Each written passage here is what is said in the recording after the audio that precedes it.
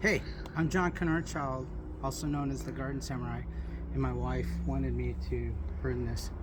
And just like working for clients, there's like a bunch of different ways to prune something.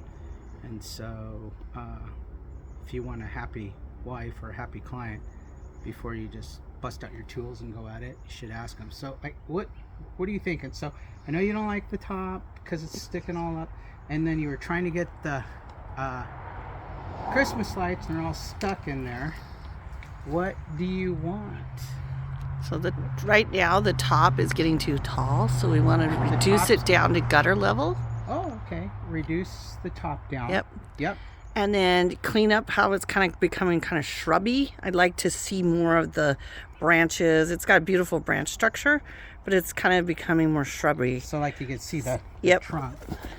So get in here like this. And any of this thinning stuff is always good. Like, you're thinking like these things right here. Yep. Like clean those out. Anytime you thin something out in the middle, one of the rules are anything that's dead, diseased, or dying, or growing through the center, you can open up the center. Make sure your pruners are sharp, and then if you want them disinfected, just wipe a little alcohol on them. And so like that. You want this one gone? Yeah.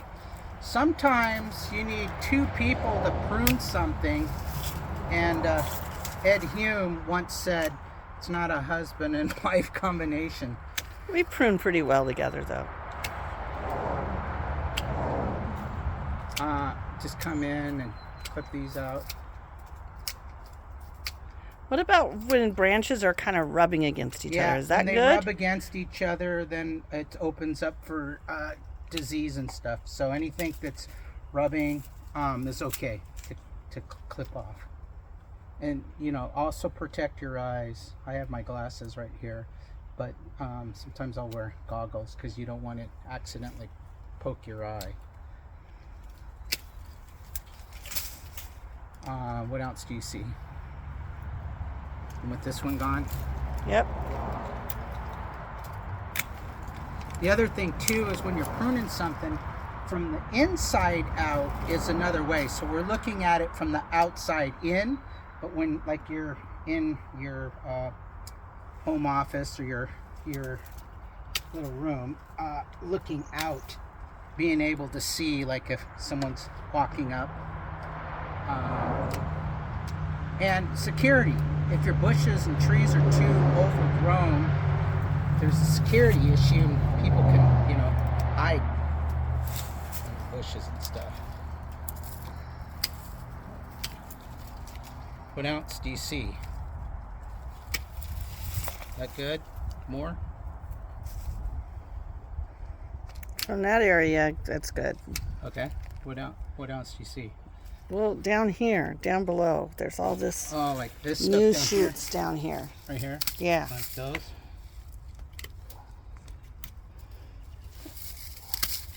This stuff here. What kind of tree is this? This is a maple. What kind of maple? Type of Japanese maple.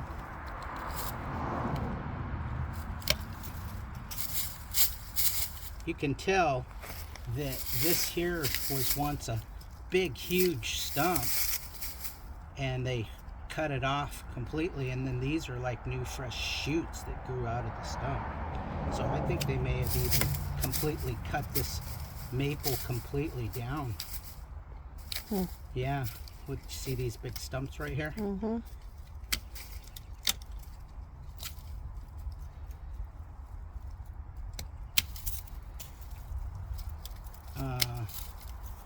More? Just a little bit on that left side. Right over here? No, the other side. When you say left, this side? My left. So this one.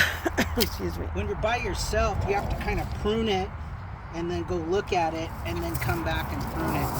So sometimes there's value in having two people.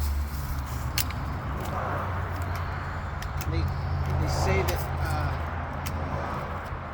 word says that 2 people are better than 1. You know, what happens to the one that falls down and can't pick himself up? You can really start to see the branch structure here. And this green is so vibrant. Yeah, next to that house that's brown, it really stands out.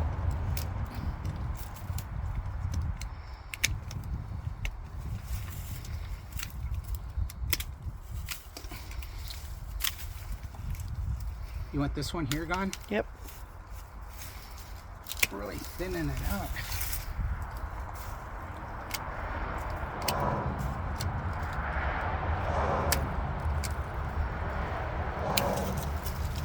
It's much cleaner. And that didn't take you very long. No, that 5 minutes and you're done. Or done with that. Now what about that top? So what I'm going to do with the top, oh yeah, give me just a second.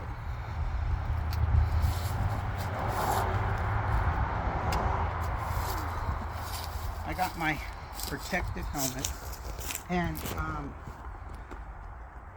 I'm going to use this trimmer here, and I'm going to trim it with this and also make sure I don't cut that. Then when I'm done using this trimmer to trim that, I'm going to come back with my pruners and clean the cuts up. So I got my safety helmet on and my ear protectors and my thing, and then stand back for just a second. I'll start this up, and then you can just watch on that. And same thing, make sure your blades are sharp and they're all oiled up. And this is, they call this extended hedge trimmer.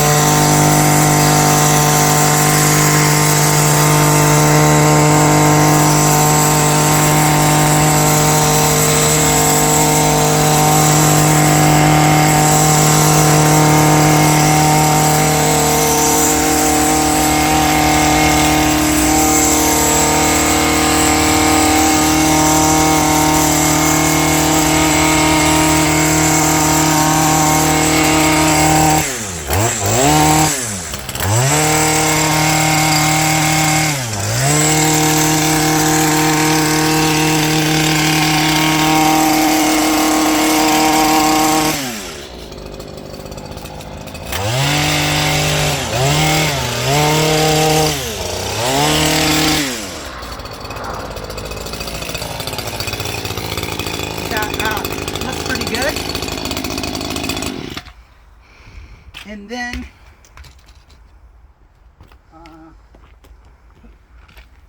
there's this handy tool right here that, you know, like let's say you wanted to get a specific cut, could, you know, do that. But see how that one kind of tore a little bit. But you can clean these up. The nice thing is these were soft enough, you know, because if it starts to turn to hardwood, you don't want it to be like a chainsaw. You want to have the cuts kind of clean. So, you know, when you have a clean cut right here. And they say if you do things in 45-degree angles, especially for like roses and stuff, when it's flat, the water sits on top